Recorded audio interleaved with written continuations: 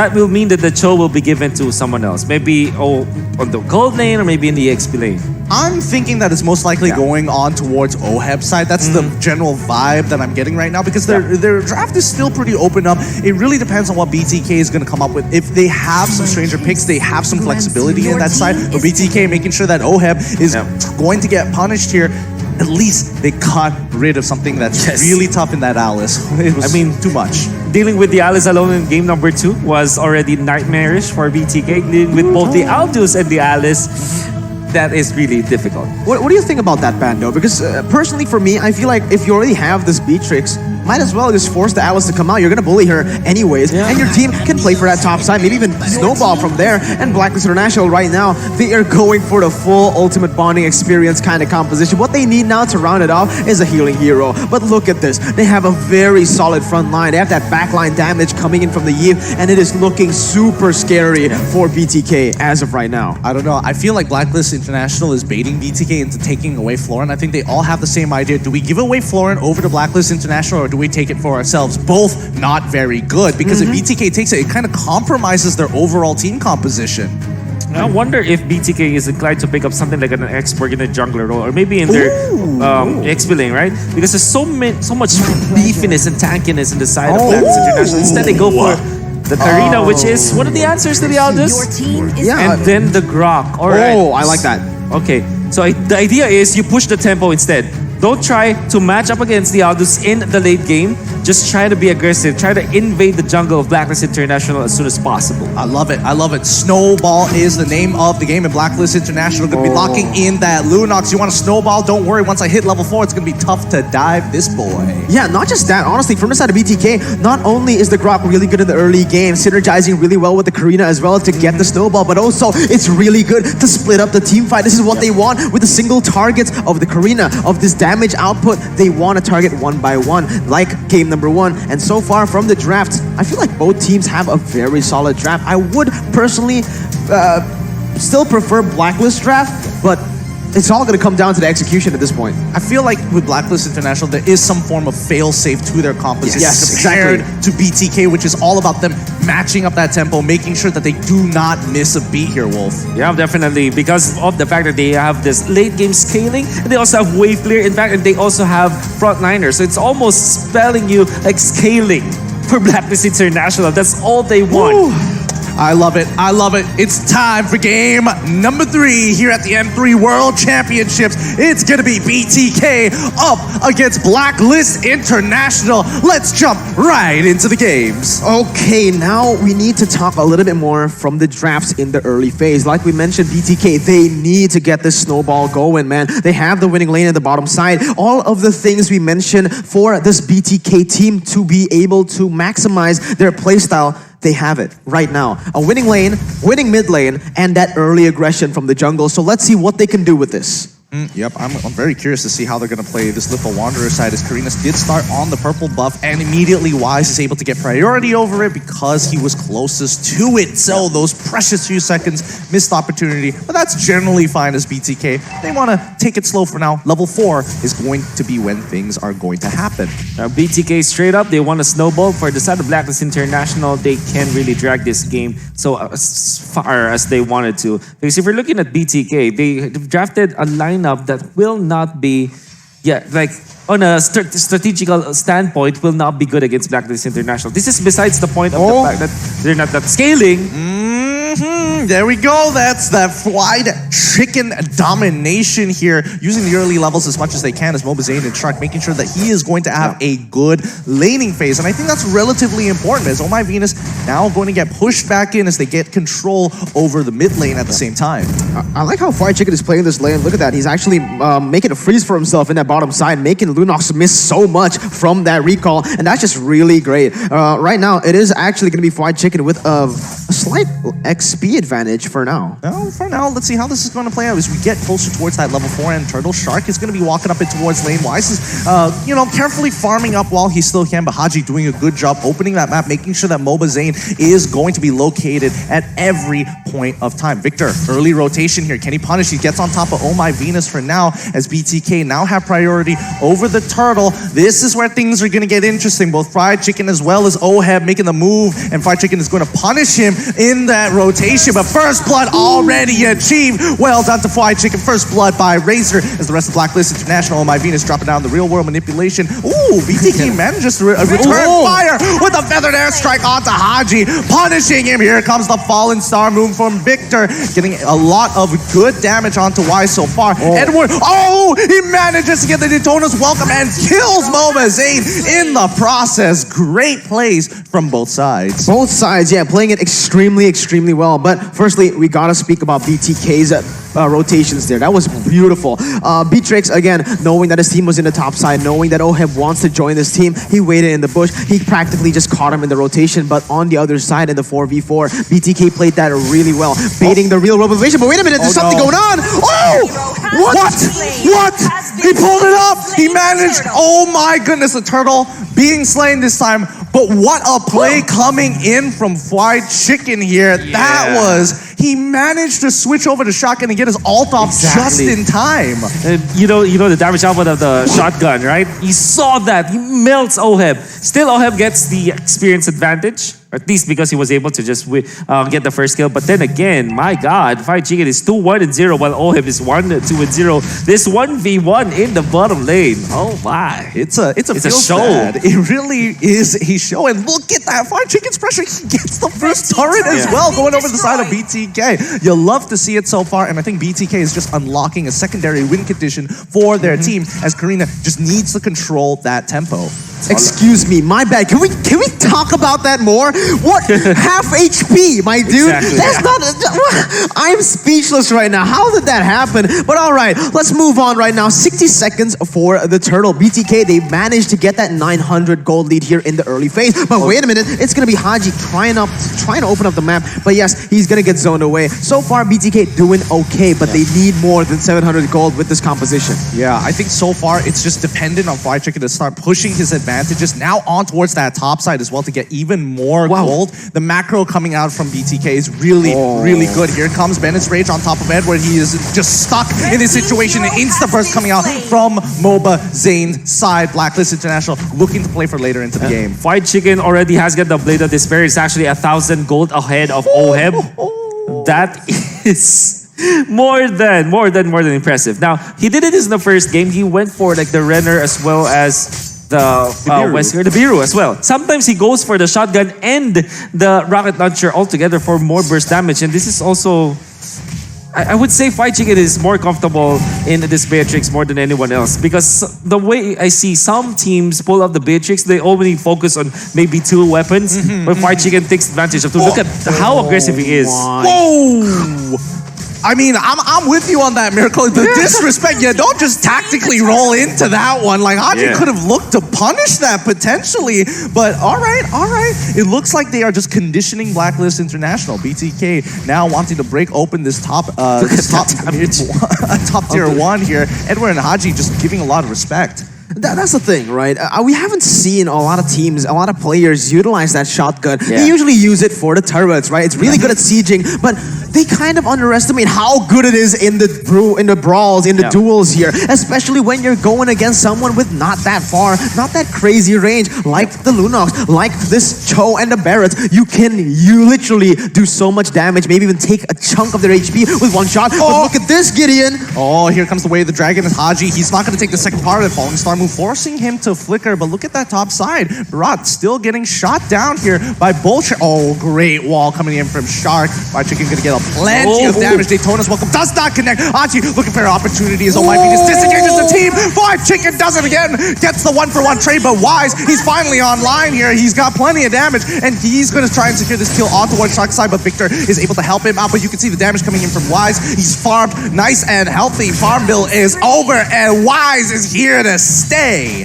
That's the thing. That's why I mentioned BTK. They need way more than this 1,000 gold because they're going against a scaling composition that Aldous hasn't been in any fights. Sure, he was in the initial turtle fight, but since then, he's been relatively quiet on the map. And why? Because he's been farming. You can see the damage already racking up with the stacks that he has. He also has a 1-level lead over MobaZane. So this is where Blacklist likes to play when Wise gets that power spike on the Aldous. Haji has got the Radiant Armor, so they are gonna be tanking up. Previously, the BTK lineup, they are flourishing with their squishy targets of Blacklist International, like pickups on Oh My Venus, Haji as well as Oheb. But now that they are going to be activating both Haji, Edward, and Wise, those are tanky heroes that the Beatrix might not be able to touch. But if they do layer together, it's going to be great. However, Demon Hunter Sword, okay, that spells doom. I mean, that's not just it, because they sacrificed a lot of pressure on that top side, and they sacrificed top tier 1 off of a first macro mistake we are seeing coming in from BTK's side. Blacklist International have come up online. They're like, yes, take the turtle. We don't mind you doing this play, because with Fate Chains they can come in. They come in at pretty much any time, and we're expecting Blacklist International to do exactly that right here. Edward as well as Victor just going head to head. Daytona's Welcome's already come out, and we already see KARINA secures the turtle here so far. Fried Chicken gets the kill on towards Barat's side, but Wise going to be running down Fried Chicken all the way into the back line. They can't seem to do anything much about the situation here, as Oh My Venus has already used the real world manipulation, and there we go, 2-for-1 trade in favor of BTK. That actually did not go in favor of Blacklist International. I love that. You know why that happened? Gideon Wolf, BTK, they're playing it very smartly. They know Blacklist International, they want to get that AoE. They want to group up, and look at that, Victor already jumping in, and that might be the fight. Oh, here we go. Shark gets hit by the weight of the dragon. He flickers on forward here, but he's going to die as Oheb gets the darkening. He's going to get some good damage onto Victor. Here comes the feather airstrike to disrupt from Haji. Does he find it? No, he does not. Doesn't get the third hit of G Kundo as MobaZane manages to walk away from the situation. Absolutely. As I was saying, again, for the side of Blacklist International, their composition really relies on them grouping up as 5 and looking for that area of effect damage, maybe even getting the stun off to multiple members from the Barretts. But, you know, that's the point of Blacklist International's composition, whereas BTK, they want to isolate, they want to use the damage, maximum damage from every single member, and there you have it from that team. That fight was completely split forward. Wise went for the back line. All right, just let him die. Let him die. We focus on one guy first, then we get onto Wise. I also kind of want to point out that MobaZane actually decided to go for the Pocket Destinies, doesn't want to go for that early damage in that Calamity Reaper. Yeah. And that is also one of the weird things, right? I mean, I've seen in Indonesia, they prefer KARINA with super defensive items. Yes. Oh yes, just like how they. I did not want to finish that sentence after see what they are able to pull off here. And BTK is like, weird build. Joke's on you, kids. Yeah. Blow them up in the mid lane so far. The American sniper. Again, Fried Chicken, he's great. Again, why is he stuck? They cannot do it. Shark, what a... Oh my goodness. This is what I'm saying. That's why I love the Grok. BTK in the first game, how they were able to get the dub is by splitting the map, splitting the members, and isolating one by one, and that's exactly what they're doing here. Oh, they're doing it one more time. Oheb trying to save the situation with the doctor. He flickers on out of the way. They sacrifice 2 members. Your killing spree coming out from the side of Fried Chicken, but now the kill box is here. Haji looking for an opportunity, but does not find it. Shark using the, making sure that he uses the wall charge to get out of there. Can't be CC'd. Well done to BTK. Oh my word. Shark as well as the rest of BTK. Look how Zia as well as Fried Chicken just layered all of their damage altogether. Actually, it's not a layering. They did it simultaneously.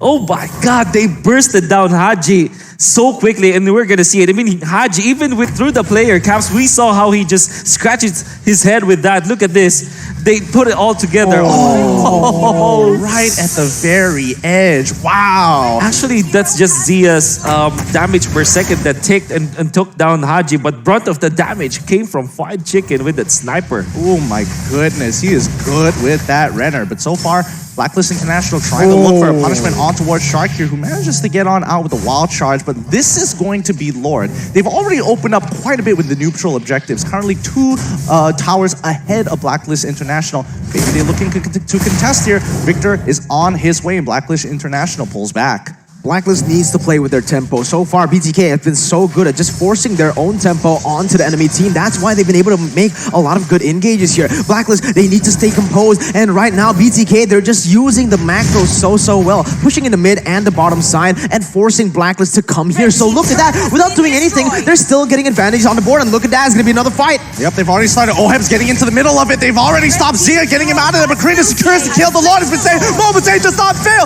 Wise coming in with a chain fade. He's already got the double kill onto MobaZane, but Wise can't do anything about it. Trapped, stunned down, MobaZane looking to get Oh My Venus at the same time here. He's finally at the damage and an opportune play. Well done for Zia, getting the Purify off just in time. Feathered airstrike to punish Haji. Here comes Oh My Venus to try and stop things up. Victor happily absorbing the shields, but he doesn't want to go any further than this. Oh no, MobaZane! He got punished with the real world manipulation.